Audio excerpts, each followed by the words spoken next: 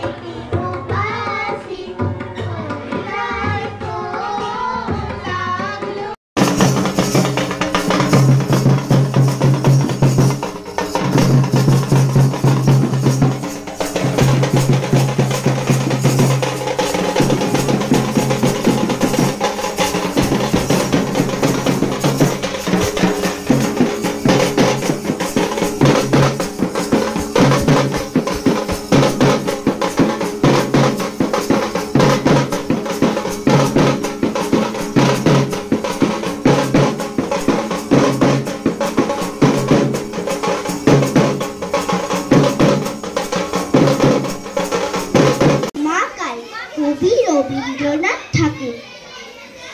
গৌর বর্ণ নধর দেহ, নাম শ্রীযুক্ত রাখাল।